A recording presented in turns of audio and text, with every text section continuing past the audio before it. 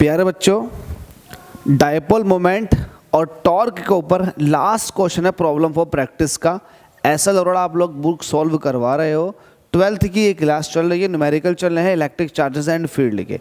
Topic आपको clear है, torque on electric dipole और डायपोल मोमेंट के ऊपर बेस्ड ये न्यूमेरिकल सॉल्व किए जा रहे हैं। तो प्रॉब्लम फॉर प्रैक्टिस लास्ट है।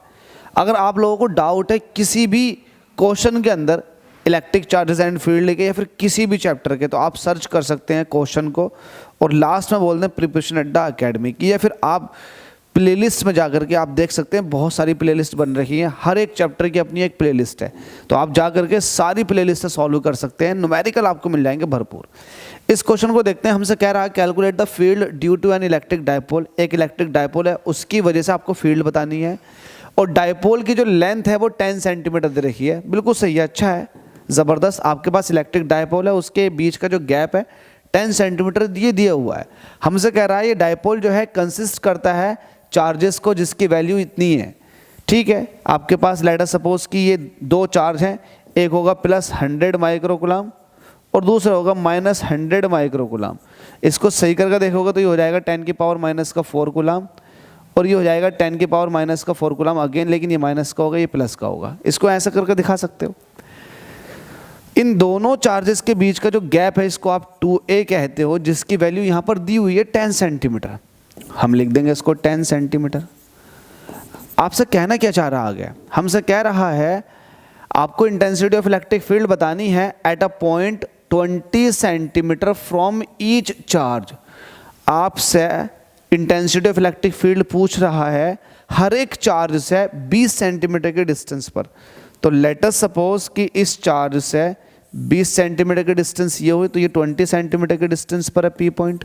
लेकिन इससे भी तो ये 20 सेंटीमीटर के डिस्टेंस पर होगा। होगा या नहीं होगा? बिल्कुल होगा, क्योंकि क्वेश्चन के अंदर क्या रखा है कि हर एक चार्ज से 20 सेंटीमीटर के डिस्टेंस पर एक पॉइंट ले लो और वहाँ पर इंटेंसिटी ऑफ इलेक्ट्रिक फील्ड बतानी है। जब ये और ये आपस में इक्वल हैं तो यहाँ से नीचे को डाला गया परपेंडिकुलर बिल्कुल मिड पॉइंट पर जाकर के गिरता है इस डायपोल के। ठीक है, ध्यान रखना। अब आपको पता है कि मिड पॉइंट से ये पी पॉइंट है, तो इसको आप आर कहते हो नहीं कहते हो? आपने डेरिवेशन सॉल्व भी किया होगा। और पूरा 2a है तो ये हिस्सा a बचा। तो जब आप पाइथागोरस इस्तेमाल करते हो, पाइथागोरस लगाते हो, a का स्क्वायर प्लस r का स्क्वायर, तब जाकर ये हाइपोटेनियस का स्क्वायर होता है। तो इसका मतलब हाइपोटेनियस का स्क्वायर। अगर आपको हाइपोटेनियस ही चाहिए है ना, हाइपोटेनियस ही चाहिए, तो हाइपोटेनियस बन जाएगा √r² प्लस a²। इस हाइपोटेनियस की वैल्यू आपको 20 सेंटीमीटर ये दी हुई है। इसको आप ऐसे भी कह सकते हो r² प्लस a²। रूट को आप कह सकते हो पावर हाफ, और 20 सेंटीमीटर को जब मीटर में लिखेंगे तो आ जाएगा 0.2 मीटर में। होप सो इतनी बात तो समझ में आ गई होगी आपको। आप लोगों ने डेरिवेशन सॉल्व किया है ना मेरे साथ, तो आपको मैंने सिखा रखी है ये वाली बात कि ये r होती है, ये a होती है। जब आप पाइथागोरस का इस्तेमाल करते हो तो ये √r² प्लस a² हो जाती है। क्लियर है? तो आपके पास r² प्लस a² की पावर हाफ, इसकी वैल्यू आपके पास गिवन है। अच्छा, आप जरा ये ध्यान लगाओ, इक्वेटोरियल पॉइंट पर इंटेंसिटी ऑफ इलेक्ट्रिक फील्ड का फॉर्मूला क्या था? आप बताएंगे कि ई इक्वेटोरियल जो होता है इसकी वैल्यू होती है 1/4πε0 p/r² प्लस a² की पावर 3/2। यही होता है, यही होता है। ये तब होता है जब a² को आप नेग्लेक्ट नहीं करते हो। तो ये स्टैंडर्ड फॉर्मूला, तो आप कहोगे हाँ ठीक है यार, बात तो सही है। अब यहाँ पर p का कोई जिक्र नहीं है, तो पहले आप p निकालोगे, तो यहाँ पर लिखोगे सॉल्यूशन। सबसे पहले आप p निकालोगे, वो p होता है q × 2a। कोई एक चार्ज और दोनों चार्ज के बीच का सेपरेशन। कोई एक चार्ज जिसका मैग्नीट्यूड है 10⁻⁻⁴ और 2a, मतलब दोनों के बीच का सेपरेशन ये 10 सेंटीमीटर है। सेंटीमीटर को मीटर में कन्वर्ट करने के लिए 10⁻⁻2 से मल्टीप्लाई कर देंगे। इसको अब सॉल्व करते हैं। वैल्यू आ जाएगी 10⁻⁻1, यहाँ से आ जाएगा 10⁻⁻⁴ पहले से था, 10⁻⁵ आ चुका है। डायपोल मोमेंट मतलब कुलाम मीटर में। तो आपके पास डायपोल मोमेंट की वैल्यू है, बिल्कुल है, मतलब p है, और आपके पास इसकी वैल्यू भी है। तो पुट द वैल्यू इस फॉर्मूले के अंदर पुट करो। आपको पता है ई इक्वेटोरियल जो होता है ये होता है 1/4πε0 p/r² प्लस a² की पावर 3/2। बच्चे लोग यही तो होता है इसमें, और क्या है? फॉर्मूला आपको रटा हुआ है, है ना। कंफ्यूज मत हो यार, जल्दी से लगाओ। कॉपी पेन चलाओगे, अब जब तक कॉपी पेन नहीं चलाओगे तो तब तक कैसे सीखोगे। आप लोगों को मैंने समझा रखा, कॉपी पेन लगातार चलाते रहें और न्यूमेरिकल को जरा एकदम से पढ़ें, कैचिंग पावर हाई रखें और खुद से सॉल्व करने की कोशिश करें। खुद से सॉल्व करने की आदत डालोगे तो कमीनो तभी होगा वैल्यू। इसकी वैल्यू होती है 9 × 10⁻⁹। पी आप निकाल चुके हैं 10⁻⁻⁵। नीचे देखो r² + a², इसकी पावर 3/2 है। तो आप पहले इसको ऐसा कह सकते हो कि r² + a² की पावर हाफ और उसकी पावर 3। जब आप देखोगे तो अल्टीमेटली आपको यही दिखाई देगा। r² + a² की पावर हाफ की वैल्यू आपके पास है 0.2, तो आप इसको कह सकते हो 0.2, और इसके ऊपर 3 पावर थी तो 3 पावर अब भी बरकरार है।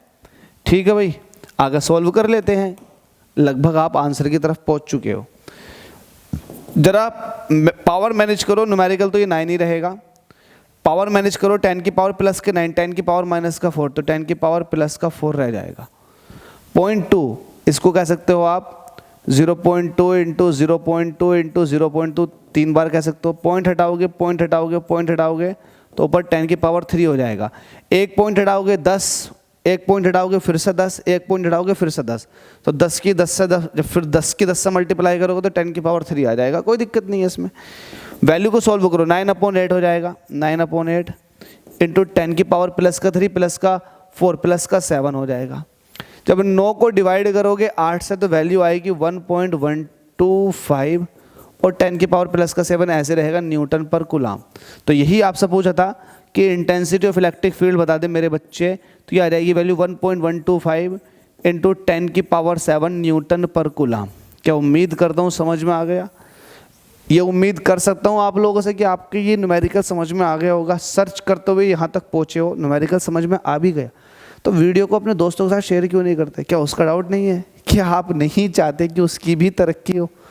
यार आप किसी का भला करोगे तो कोई ना कोई आपका भला करेगा। कर भला तो हो भला। तो आप वीडियो को शेयर कर दिया करें इस नियत से कि यार दूसरा भी सीख जाए। खासकर उन बच्चों को जो कोचिंग को नहीं जा पाते, कोचिंग अफोर्ड नहीं कर पाते पैसों की कमी की वजह से, तो उन लोगों के लिए तो यार भाई ये रामबाण इलाज है। फ्री में पढ़े जाओ जैसा आप पढ़ाते जा रहे हैं। थैंक यू सो मच आप सभी के प्यार और सपोर्ट के लिए। ये टॉपिक बिल्कुल फिनिश हो चुका है।